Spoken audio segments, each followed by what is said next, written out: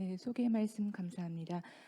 이제 신개념이라고 제목을 붙이긴 했는데 사실 이 백신이 2017년에 미국에서 출시가 되고 다만 저희 이제 우리나라에 작년 말에 들어와서 어떻게 보면 이제 우리나라 입장에서는 조금 새로운 백신이라고 할 수도 있겠지만 사실 우리가 그 코로나로 인해서 3년이 지났기 때문에 그 이전에 생겼던 일을 새로운이라고 이름 붙이기는 조금 어폐가 있습니다만은 어쨌거나 저도 그렇고 이제 접해본 지 실제로 처방을 한 지 얼마 되지 않았기 때문에 이런 제목으로 시작을 해보도록 하겠습니다. 예, 그래서 이제 먼저 이제 대상포진 잘 알고 계시겠지만 질병에 대한 개괄적인 설명을 드리고 그다음에 이 백신이 들어오기 이전에 이전 백신의 어떤 역할과 한계점을 설명을 드리고 마지막으로 이제 그 유전자 재조합 백신의 특성 그리고 진행되어 왔던 연구에 대해서 말씀드리겠습니다. 대상포진은 잘 아시는 것처럼 그 어린 시절에 수두를 앓게 되면은 수두 바이러스가 척추의 후근신경절에 잠복을 하고 있다가 어떠한 이유로든 면역이 떨어지는 상태에서 리액티베이션 되는 것이라고 할 수가 있겠고요. 그다음에 특징적인 것이 이 프로드롬의 시기에서 어큐트 스테이지가 되면 크로닉 스테이지로 가게 되는데 이 프로드롬의 스테이지에서는 굉장히 이제 그 경력을 많이 갖고 있는 전문이라고 할지라도 약간 우진을 할 수 있는 그런 특징이 있는 반면 이제 어큐트 스테이지에서 이렇게 근집된 수포를 형성할 즈음에는 우리나라는 특히 이제 국민들이 건강에 대한 관심, 질병에 대한 관심이 많고 이제 여러 매체들을 통해서 질병의 특성을 접했기 때문에 아예 환자가 진단을 해서 이거 대상포진 때문에 왔다고 하는 경우가 드물지 않습니다. 그래서 어큐스테이지를 거쳐서 여기서 끝이 나면 좋겠는데 이제 대상포진의 특징이 굉장히 뒤끝이 있는 바이러스입니다. 그래서 우리가 코로나도 겪었고 지금 이제 코로나 후유증으로 내원하시는 환자분들도 이제 꽤 있을 것이고 바이러스 질환 이거 이외에도 뭐 HIV라든지 뭐 간염이라든지 이런 것들이 비형 간염 이런 것들이 이제 장기간 우리의 삶에 걸쳐 있는 이런 후유증이 있는 것인데 이제 다른 뭐 질환들은 통증이 주된 증상이 아니기 때문에 내가 지금 그 질병의 크로닉 상태라는 걸 인지하지 못하고 있는 경우가 많은데 이제 대상포진 같은 경우에는 통증이 주된 합병증입니다. 그래서 하루 종일 내가 이제 대상포진을 알았던 사람이라는 것을 인지를 하게 되고 따라서 삶의 질에 굉장히 큰 영향을 미치게 되는 이제 그런 특징이 있고요. 이제 질병의 어떤 경과는 잘 아시는 것처럼 처음에 발진이 수포가 되고 수포가 농포가 되고 마지막에 크러스트를 형성하고 크러스트가 떨어지고 나서 이제 깨끗하게 이제 아무는 경우도 있겠지만 이런 반응을 남기기도 합니다. 이제 대상포진의 어떤 통증을 비유를 할 때 앓지 않았던 환자들이 가끔 외래에서 아니면 주변 사람들한테 도대체 얼마나 아픕니까 하고 얘기를 하면 대개 환자들이 표현하는 것이 굉장히 극단적입니다. 그래서 뭐 죽고 싶다, 자살하고 싶다 정도로 얘기를 하는 경우가 많고 이 이제 통증의 강도는 당연히 나이가 들수록 심하고요.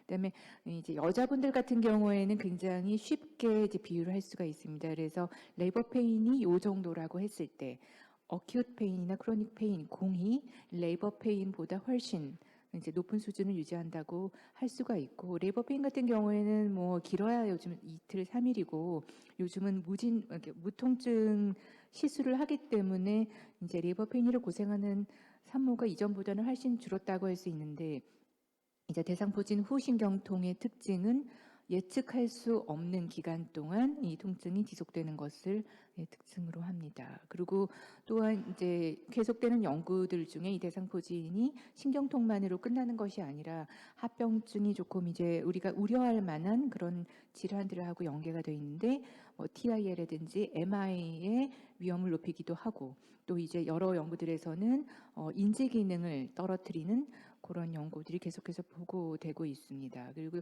60% 반 이상의 환자들은 굉장히 심한 통증을 호소하고 있고, 그다음에 당연히 삶의 질을 이제 떨어뜨릴 거고요. 그다음에 이제 왜 도대체 그러면 이게 점점 이제 문제가 되나 했을 때 이 면역을 떨어뜨리는 기전은 크게 두 가지로 나눠볼 수가 있겠습니다. 그래서 면역이 떨어질 수밖에 없는 여러 가지 질환들이 있을 것이고, 그다음에 우리가 나는 질환이 없는데도 불구하고 우리가 아무리 요즘 뭐 좋은 시술을 해서 레이저를 하고 해서 겉으로 보기에는 50대가 40대, 60대가 50대, 심지어 70대가 뭐 50대처럼 보이는 그런 시대에 와 있습니다마는 몸 안은 인정하고 싶지 않지만 면역 노화를 이제 이게 시작되는 시점이 대개는 50세라고 합니다. 그래서 이제 이거는 자주 이제 인용되는 대상포 진행과 관련해서 굉장히 자주 인용되는 그래프인데요. 이게 처음에 우리가 태어나서 대상포진을 앓게 되면 이렇게 셀 면역, 이제 세포 면역이 이렇게 쭉 올라가서 정점을 찍은 다음엔 다시 떨어지겠죠. 근데 우리가 주변에 이제 예전에 대상포진 수두 백신이 들어오기 전에는 주변의 학교에서 또는 가정에서 형제들 또는 학우들을 통해서 이제 수두를 앓게 되는 그런 사람들이 주변에 있게 되면은 이미 앓은 사람들은 이렇게 다시 면역이 올라갔다가 떨어졌다가 하는 그런 부침을 겪게 됩니다. 그러다가 어느 순간 이제 면역이 저하되는 그런 질환을 앓게 되면은 셀 면역이 떨어지고, 이런 질환을 앓지 않다고 이제 할지라도 50세가 넘어가게 되면은 면역이 이렇게 쭉 감소하는데, 어떠한 이런 역치를 넘게 되는 순간 이제 면역이 떨어져서 대상포진, 그러니까 수드 바이러스가 리액티베이션 된다고 이렇게 할 수가 있겠고요.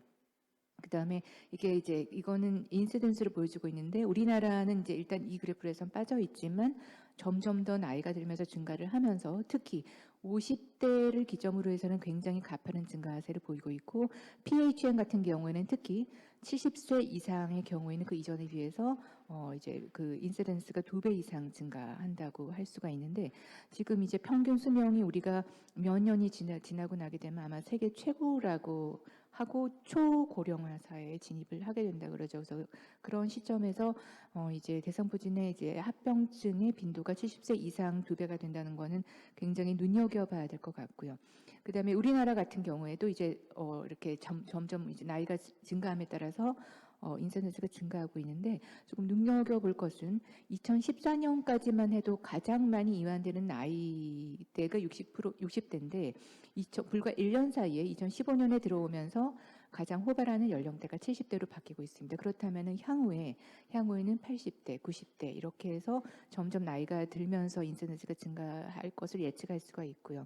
그다음에 오른쪽 그래프는 인서던스가 아니고 이거는 세로 프레벌런스를 본 것입니다. 그래서 이제 2010년 경에 우리나라 한 대학에서 연구를 했는데, 이거는 이제 그 수두 바이러스의 어떤 세로 프레벌런스를 본 건데, 처음에 우리가 태어나서는 엄마의 항체를 갖고 태어나기 때문에 100% 정도 양성을 보이다가 이렇게 점점 떨어지는 시점이 돌입니다. 이때쯤 해서 이제 아이가 걷기 시작하면은 이제 밖으로 좀 데리고 나가기도 하고, 이때쯤 해서 수두 바이러스 1차 접종을 하게 됩니다. 그래서 이제 여기가 보면은 우리나라에 처음 수두 바이러스가 도입된 것이 88년 올림픽이고요. 그다음에 NIP에 도입된 것이 2005년입니다. 그래서 여기 이제 1세에서 4세 정도가 되는 그룹은 예방 접종을 한 그룹이 되겠고, 그다음에 여기 이제 노란 이제 사각형 안에 들어 있는 그룹은 예방 접종을 아마도 안 했는데 점점 노출이 되면서 항체를 형성한 연령군이라고 볼 수 있어서 이제 특이한 것은 20세 정도 성인이 되게 되면은 대부분은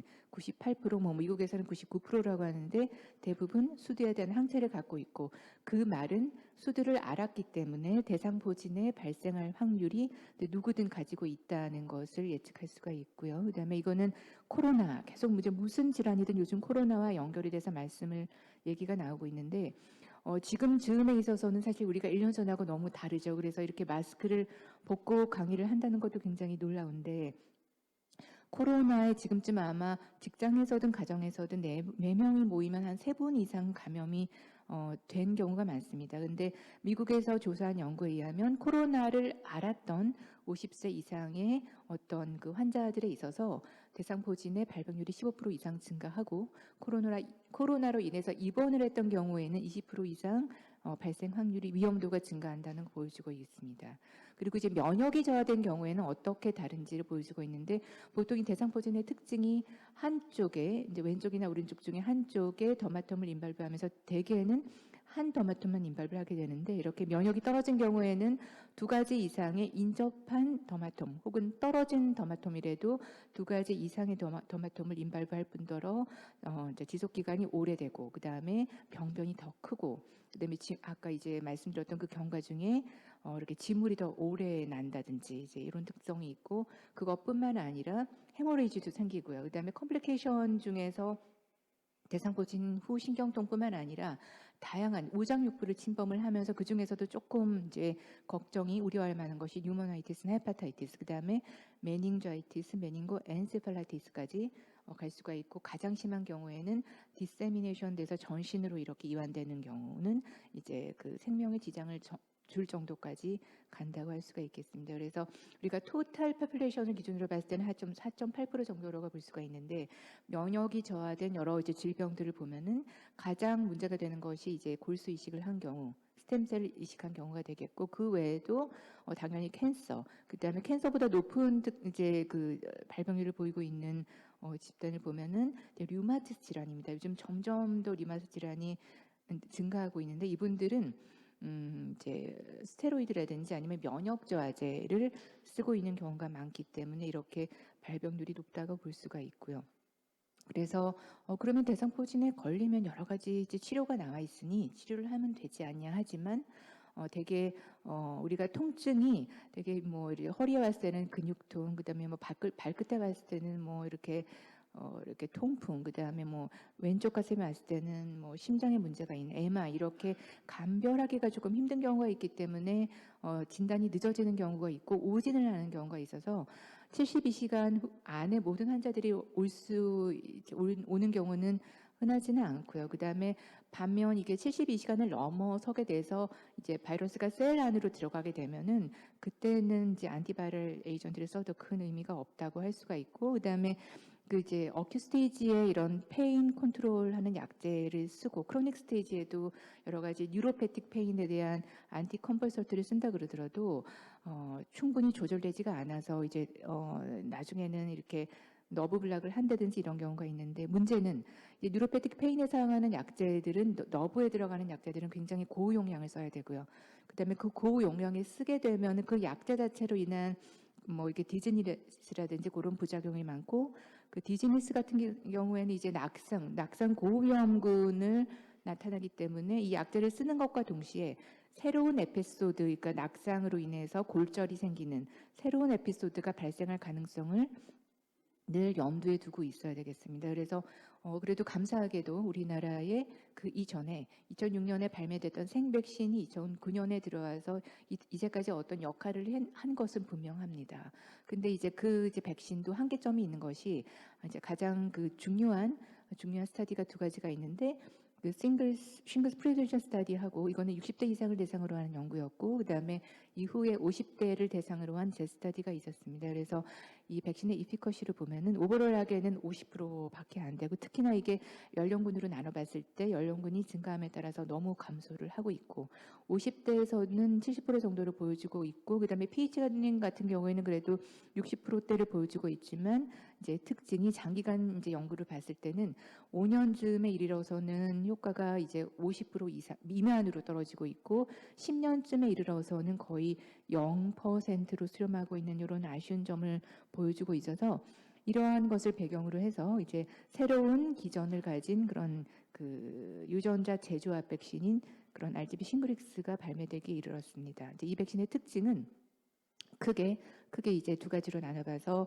이게 우리가 보통 그 생백신 같은 경우에는 이미 수도 바이러스를 갖고 있는 상태에서 우리가 면역 원성을 유도를 해서 대신 그 이제 레이턴트 상태를 장기간 유도를 해야 되기 때문에 보통 14배 정도, 수도 백신에 14배 정도 되는 그런 바이러스를 투여를 하게 되는데, 심지어 이거는 사백신입니다. 그래서 사백신이면서 더 나은 면역 원성을 유도하기 위해서는 이 안티젠만으로 안 됩니다. 그래서 안티젠 같은 경우에는 감염된 그런 이제 세포에서 가장 많이 발현되고 있는 글라이코프로테인 E인데, 이것만으로는 좀 부족해서 이제 백신 아주번트라고 하는 면역 증강제를 같이 붙여서 투여를 하게 되는 것이 이게 특징이라고 할 수가 있는데, 이 면역 증강제인 AS51B라고 하는 거는 이렇게 세 개로 구성이 되어 있습니다. 그래서 그 중에서 가장 특징되는 것이 QS21이라고 하는 이거는 남미에 자생하는 비누 껍질 나무, 끼아하 사포나리아라고 하는 사포닌 기반 어떤 물질이고요. 그다음에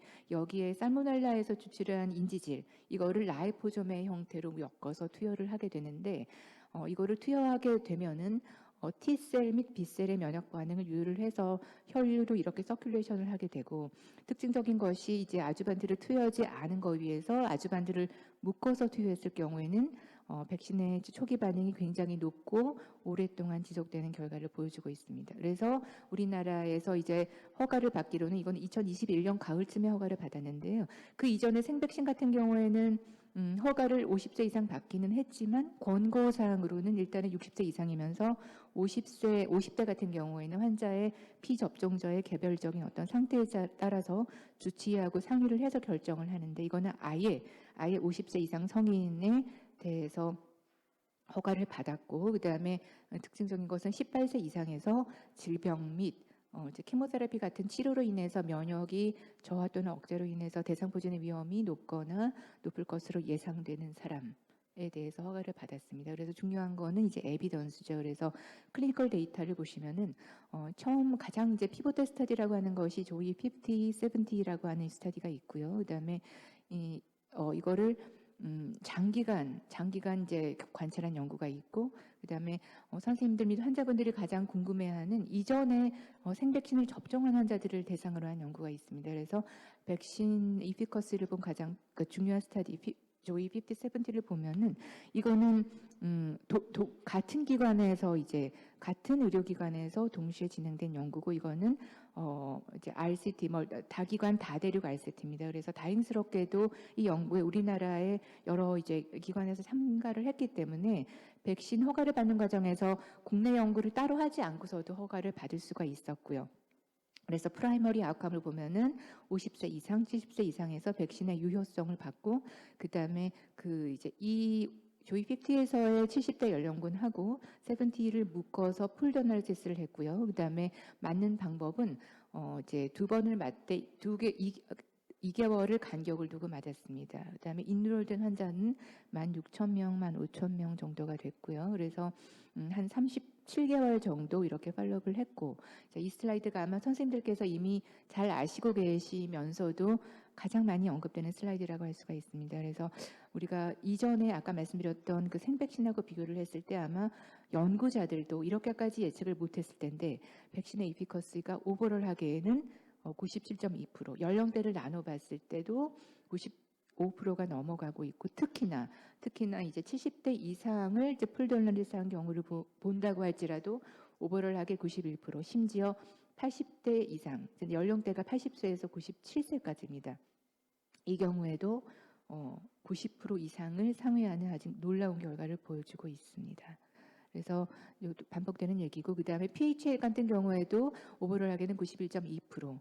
그다음에 PHN이 아닌 다른 여러 가지 아까 합병증도 93.7%가 넘는 그런 이제 놀라운 결과를 보여주고 있고요.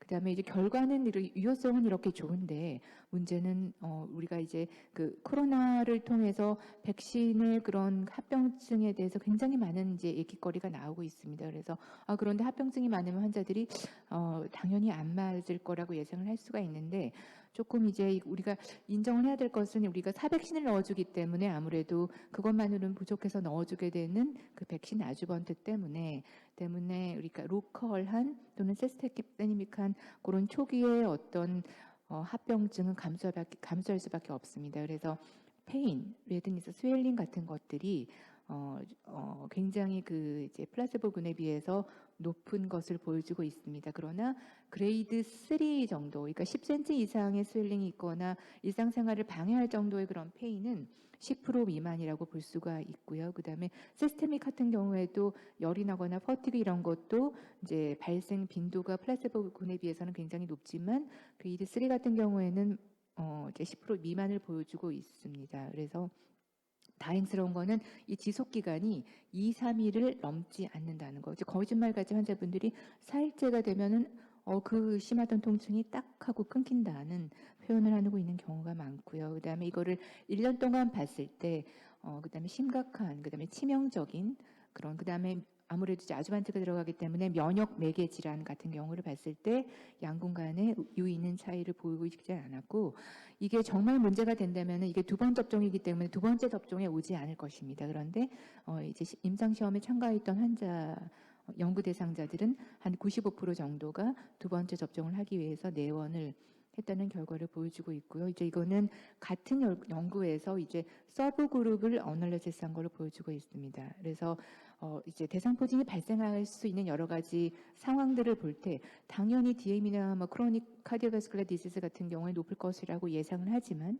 이거보다 높은 경우가 사이콜로지컬 스트레스, 그다음에 피지컬 트라우마가 오히려 발병률이 높습니다. 그래서 내원암 환자분들 아마 선생님들도 경험하셨겠지만 집안에 누가 아프다든지 상을 당했다든지 그다음에 뭐 누가 이제 암을 진단을 받았다든지 심지어 요즘에는 이제 반려견이 사망을 하는 경우에도 이렇게 대성포진이 굉장히 오랫동안 유대 관계를 형성했기 때문에 이제 이게 발병해서 오는 경우가 많고, 그다음에 뭐 별 트라우마라고 생각되지 않은데 뭐 옆구리를 이렇게 잠깐 부딪히는 접촉 사고에도 아마 이제 충분히 이제 잠자고 있던 그 수두 바이러스를 깨우기에 적합했는지는 모르겠지만 이렇게 발병 확률이 증가하고 있다고 할 수가 있고요. 이제 이걸 보면은 이것도 놀라운 결과입니다. 그래서 대부분의 이제 질환들이 우리가 외래 진료할 때 하루에 한 명이라도 이런 질환들을 가진 사람들이 온다고 볼 수가 있는데 가장 심각한 질환인 코로너리 하트 디지즈의 경우에 97%,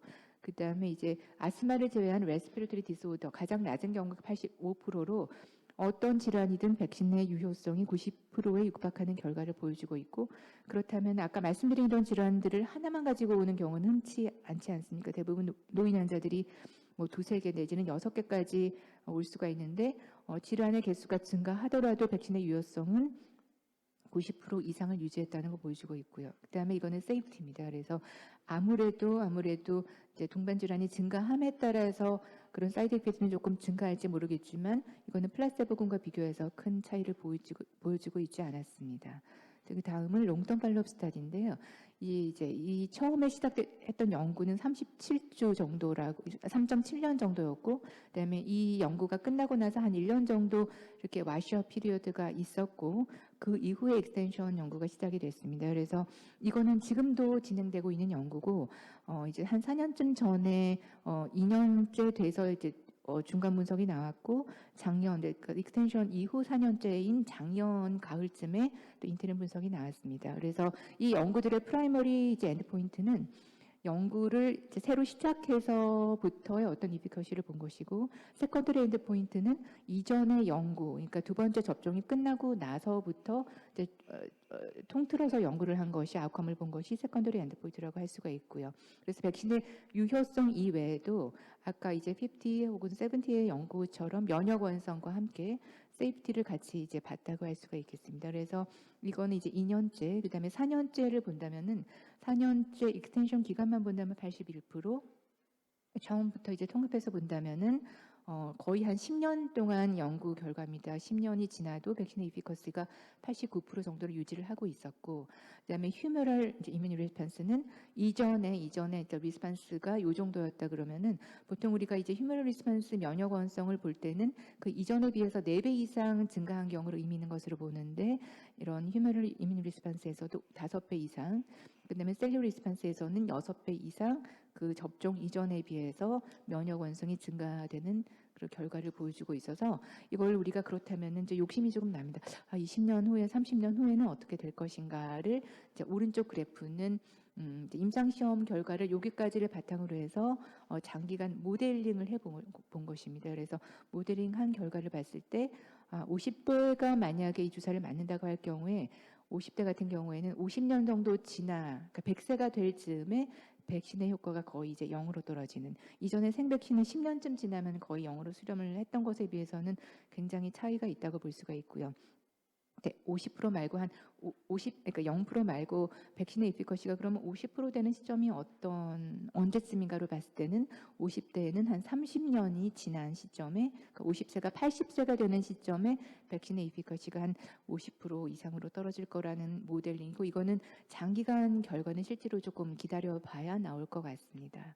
그다음에 이제 많은 환자분들과 선생님들께서 궁금해하시는 이전에 백신을 접종했던 환자들은 어떨 것인가 하는 조스터 오퍼A 스터디가 있습니다. 이거는 이제 대규모 연구는 아니고요. 5년 전에 접종을 했던 군하고 그렇지 않은 군을 나누어서 팔로업을 한 것인데, 이제 이건 유효성을 본 거는 아니고 면역 완성을 본 것입니다. 그래서 휴메럴 리스판스 및 셀룰 리스판스 공이 양군 간에 큰 차이를 보이고 있지 않았고 사이드 이펙트 측면에서도 로컬 그다음에 시스테믹 그다음에 이제 1년을 통해서 봤을 때도 양군 간에 이제 유의한 차이를 보이고 있지 않았습니다.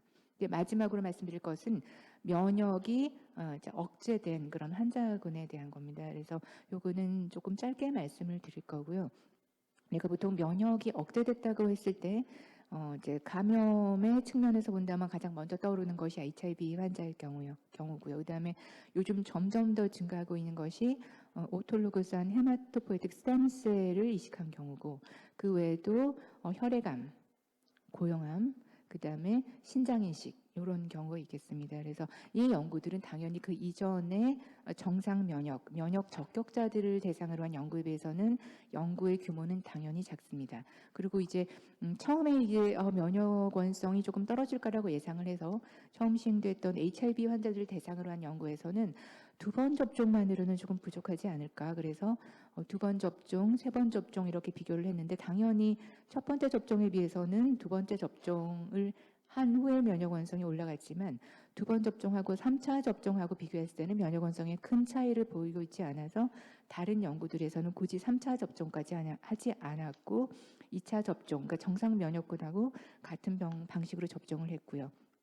HIV 환자 같은 경우에는 이제 그 유효성을 본 연구가 이제 여기 보면은 모든 연구들에서 유효성을 보지는 않았습니다. 왜냐하면 이런 환자들 자체가 연구의 규모가 조금 적고 그다음에 대상포진 발생 확률 자체가 적기 때문에 유효성까지 보지는 않았고 유효성을 본 연구는 2가지 경우입니다. 그래서 스템셀 이식한 경우 유효성을 봤고 그다음에 혈액암 같은 경우에는 사후 분석에서 유효성을 확인을 했는데 물론 이러한 연구들이 이전의 연구들에 비해서는 퍼센테이지만으로 봤을 때 이제 그에 육박하는 그런 유효성을 보이고 있지는 않았고 대개는 뭐 68%, 그다음에 87%, 그다음에 이제 리널 트랜스플란트 같은 경우에는 뭐 한 달 2번째 접종을 하고 나서는 한 80%, 1년 후에는 한 60% 정도가 됐었고 그다음에 솔리드 튜머 같은 경우는 좀 특징이 있습니다. 우리가 암 환자들을 대상으로 언제쯤 접종을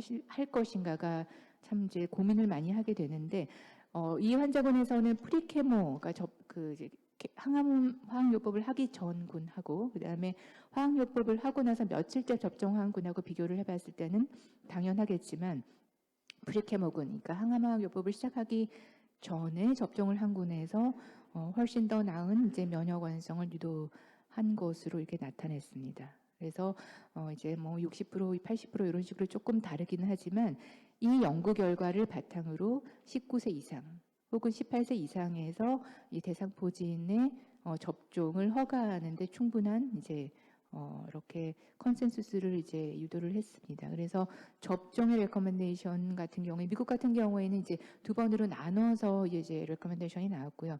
처음에는 승인이 2017년 10월쯤에 승인을 한 거는 면역 저하자 말고 면역 적격자들입니다. 그래서 50세 이상 면역 적격자들 및 이전에 생백신을 접종한 환자들인데 그 중에서도 이왕이면은 생백신보다는 이제 유전자 재조합 백신을 맞으라는 것이 권고사항이었고 2021년에 ACIP 권고사항을 보시면은 이게 이제 시기적으로는 우리나라에서는 한꺼번에 이제 허가사항이 나오고 나서 그 뒤입니다. 그래서 한 달 정도 차이로 조금 늦게 발표가 됐는데 19세 이상 허가를 했다는 걸 보일 수가 있고요. 그다음에 이제 ACIP라는 거는 미국의 예방접종 권고위원회입니다. 그래서 여기가 특징적인 것은 1년에 몇 차례 이렇게 회의를 하게 되는데 그런 워크숍의 일부분은 이제 전체 미국인들한테 공개가 되고 있고 그 공개된 것이 웹사이트에도 나와 있지만 우리가 그 유튜브를 보시게 되면은 이제 제 기억으로 한 2013년부터 계속 올라오고 있는데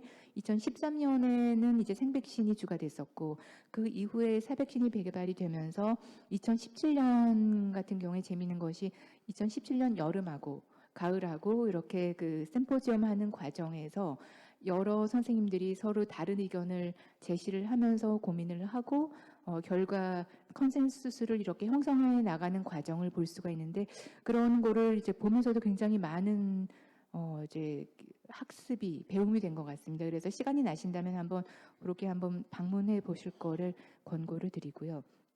그다음에 대상포 이거는 나라별로 권고 사항이 달라서 50대 이상 권고가 있고 또 면역 억제자들을 까지 포함한 경우가 있는데 이거는 매달 바뀌고 있어서 점점 많은 나라들이 연령대도 낮추고 있고 면역 억제제 18세 이상의 이해를 면역 저하자 부탁드립니다. 예, 포함을 하고 있고요. 이제 마지막 슬라이드입니다. 그래서 우리나라에서는 50세 이상, 18세 이상 면역 저하자고 이제 두 번 나눠서 접종을 하고 또 궁금해하시는 것이 이게 사백신이기 때문에 대부분 접종하는 방식은 다른 사백신하고 똑같이 이렇게 동시에 접종을 해도 무방하다고 볼 수가 있겠습니다. 그래서 조금 늦게 끝나서 죄송한데 이것으로 강의를 마치도록 하겠습니다.